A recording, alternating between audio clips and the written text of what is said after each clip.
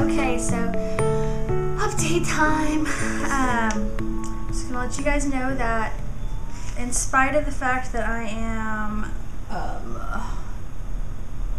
just now 30 days in my cycle, I did already ovulate.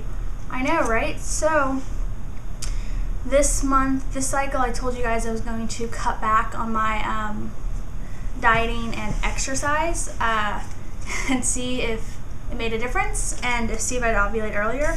And I did. So is it a coincidence or did that have something to do with it?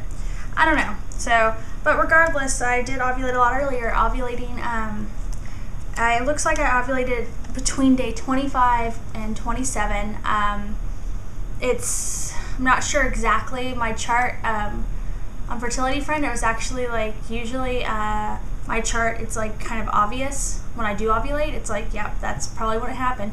But this time there was like, I had like a little like kind of fake rise and then another rise, and so there was some like conflicting information. But either way, I either ovulated on cycle day 25 or cycle day 27, which is awesome. So that's so much better than not ovulating until like, you know, day 39 or something. So I was pretty excited. And I actually had 3 days of positive ovulation test, which is rare. So you're actually, you know, someone had asked me, and I never followed up on my comments from my last video, so sorry, I just got really busy, but someone was like, do you keep testing once you get a positive ovulation test? And the answer is no, you're not supposed to. When you get a positive, they tell you to stop. But what I did is I actually, this past weekend, one of my friends flew in with her daughter to visit me, and so we were gone all day Saturday, and I had just been having really good cervical mucus, really good CM, so I was like, oh, I can't miss testing because I was like, you know, I could be close to ovulating or whatever. But we were gone all day, so I didn't test. You're supposed to, they recommend you test between 12 and 5, and most people will agree the best time to test is around 2 p.m. Because you actually typically you surge, your LH level surges in the morning, so it'll show up on the test in the afternoon. Obviously things can be different, but that's just kind of like if you want a guideline to go by, you go by that.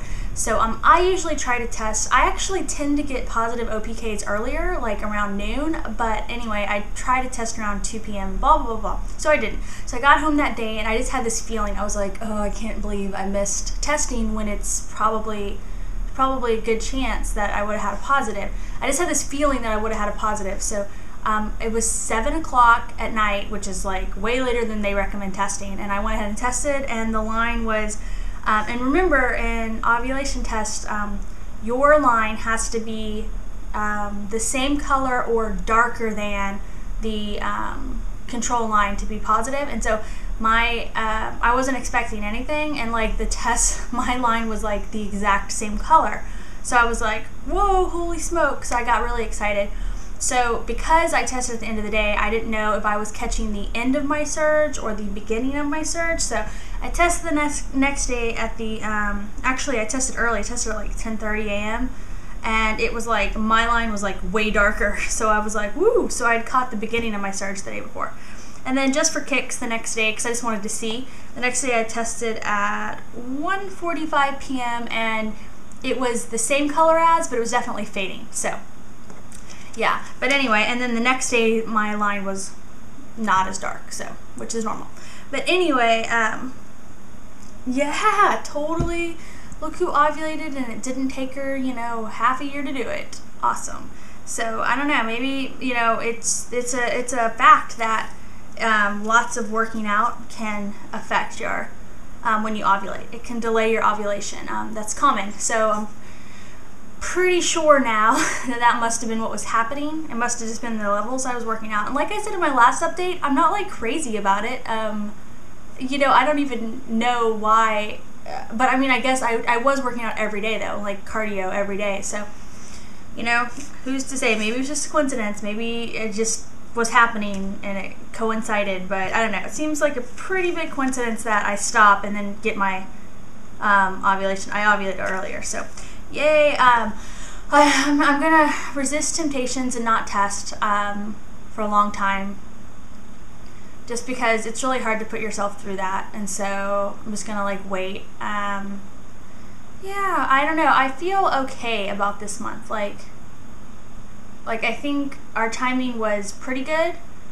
It was rated as good on Fertility Friend, but I like it better whenever our timing's rated as like great. And by timing, I mean when we BD'd, when we baby danced. So, yeah, it's good, but not perfect. Like I wish we had been a little bit better, but we were really, really, really tired, so just didn't happen. But we'll see. It's, you know, we'll see what happens. But anyway, so I'm feeling kind of like so-so about my chances. I'm like, you know, there's a chance. It's not like the best chance, but there's a chance. So there's always a chance. So I don't know, but we'll see. So yeah, so that's it, guys. I don't really have anything else to update on because it's way too early for signs or symptoms or any of that stuff. I just wanted to let you know that I ovulated a lot earlier than I did, and which means, you know, even if I didn't conceive this month, I'll get my period a lot sooner, which means we can try for the next month a lot sooner, which is awesome because, I don't know, it just got really old. The fact that I had like one period, you know, in 89 days, so that was really annoying. But anyway,